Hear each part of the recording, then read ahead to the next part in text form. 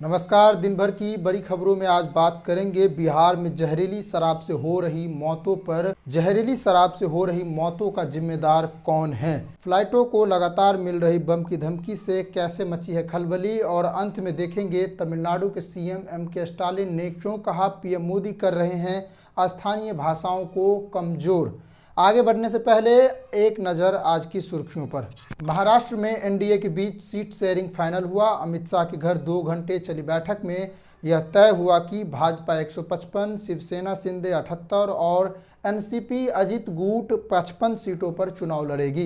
बहराइच में हुई हिंसा के बाद रातों रात 23 घरों पर अतिक्रमण का नोटिस चिपकाया गया।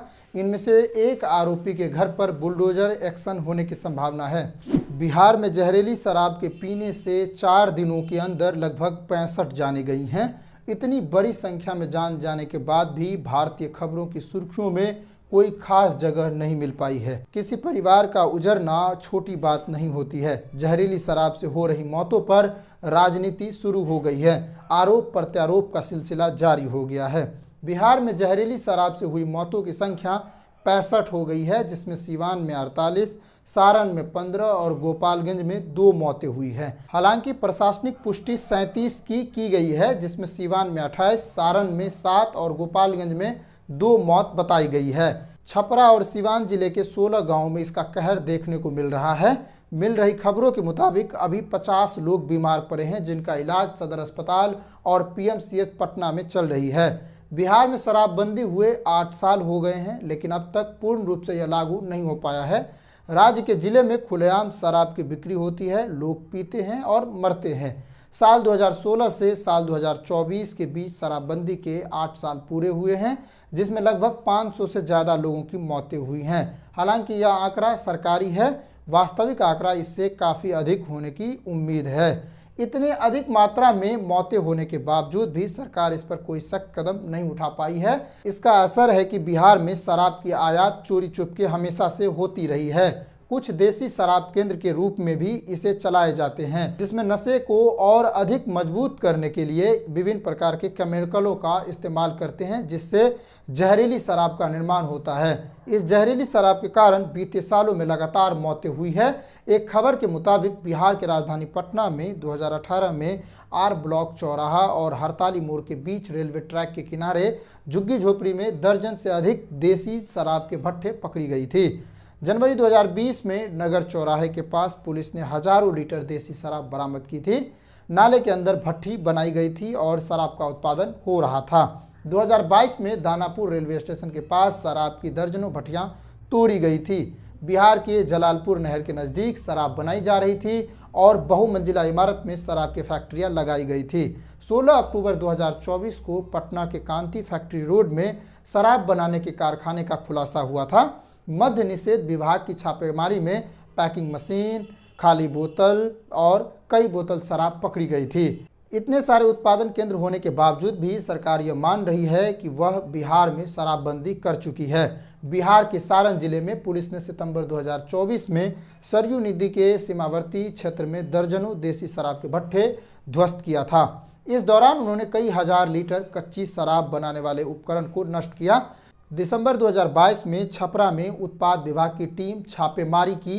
5 घंटे तक चले ऑपरेशन के दौरान 5 अवैध शराब निर्माण करने वाले ठिकानों को ध्वस्त किया गया था। वहीं मार्च 2023 में मुजफ्फरपुर पुलिस ने सदर थाना क्षेत्र के सीमावर्ती इलाके में शराब भट्ठी को ध्वस्त किया था। 2016 में शराबबंदी को लागू किया गया था। इन 8 सालों में लगभग 500 से अधिक लोगों की जानें गई हैं। लगभग 1 लाख से ज़्यादा लोग जेल में बंद हैं। उनका अपराध बिहार में अवैध शराब बनाने, उसके तस्करी करने और उसको बेचने का इल्ज़ाम है। इन 8 सालों में सरकारी आंकड़े के मुताबिक लगभग 2.5 करोड़ लीटर शराब को जब्त कर नष्ट किया गया। इन सभी आंकड़ों को देखने के बाद आप सरकार पर आरोप तय कर सकते हैं और इस पर जिम्मेदार व्यक्ति को जिम्मेदारी दे सकते हैं। सरकार इस पर अपना क्या रुख रखती है, आने वाला समय बताएगा। लेकिन इन हो रही मौतों का जिम्मेदार कौन है? इतने परिवार उजड़ गए और इतने परिवारों का उजड़ना कोई आम बात नहीं है, यह एक बड़ी बात है। क्या बिहार में लोगों की जान जाने पर इसकी कोई महत्वपूर्ण सुर्खियां नहीं बन सकती है?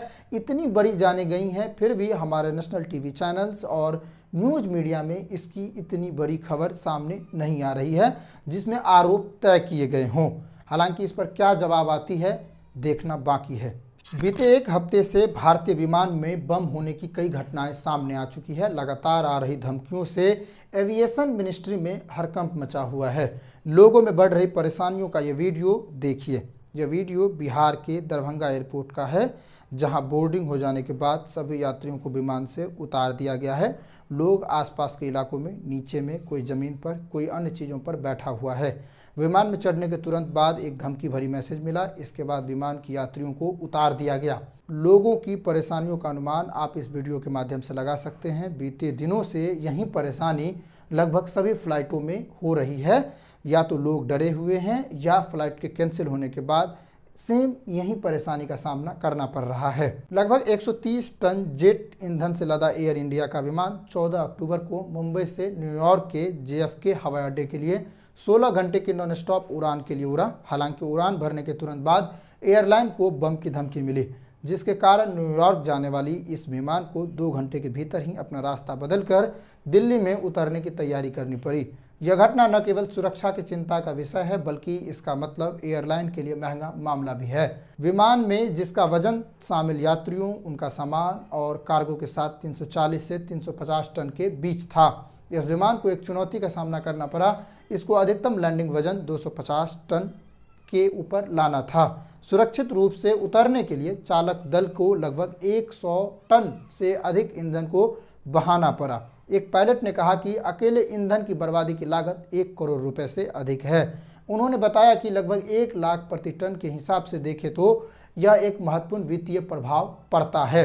यह घटना रविवार से एयरलाइन को निशाना बनाकर की जा रही है, जो बम की धमकियों की एक बड़ी लहर का हिस्सा है, जिसमें गुरुवार देर रात तक लगभग 40 झूठी धमकियां दी जा चुकी थी। अब तक रिपोर्ट के मुताबिक 70 धमकियां मिल चुकी है। TOI ने अपनी रिपोर्ट में बताया कि ईंधन की बर्बादी के कारण एयरलाइन के ऊपर भारी वित्तीय बोझ पड़ रहा है। एक मोटे अनुमान के अनुसार अतिरिक्त खर्च 60 से 80 करोड़ रुपए तक हो गई है। हाल ही में दुबई से जयपुर जा रहे एयर इंडिया एक्सप्रेस के विमान को शनिवार को बम की धमकी मिलने के बाद आपातकालीन लैंडिंग करानी पड़ी थी।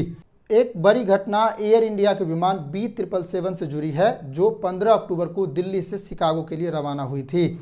उड़ान के 12 घंटे बाद बम की धमकी मिलने के बाद विमान को कनाडा के सुदूर शहर में उतारना पड़ा।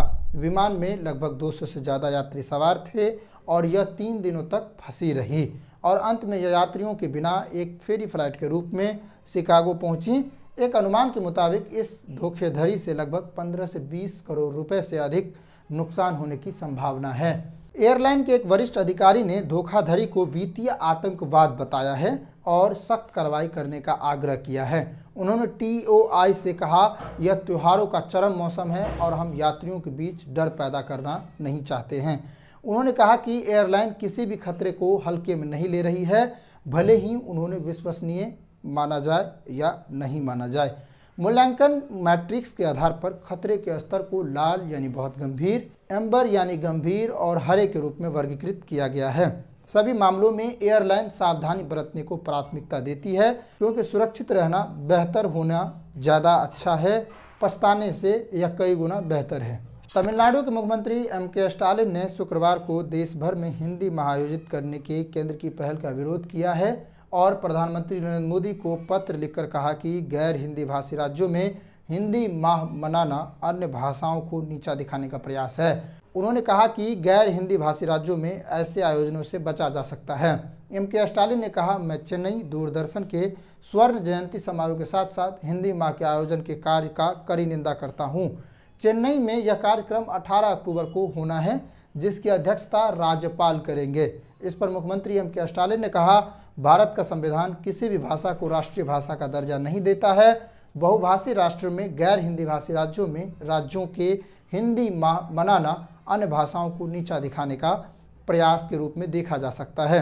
उन्होंने कहा कि केंद्र सरकार अभी भी ऐसे आयोजन करना चाहती है तो संबंधित राज्यों में स्थानीय भाषा माह का जश्न उतनी ही गर्मजोशी से मनाया जाना चाहिए। मेरा सुझाव है कि गैर हिंदी भाषी राज्यों में इस तरह के हिंदी उन्मुख आयोजनों को टाला जा सकता है और इसके बजाय संबंधित राज्यों में स्थानीय भाषा माह की उत्सव को प्रोत्साहन दिया जा सकता है।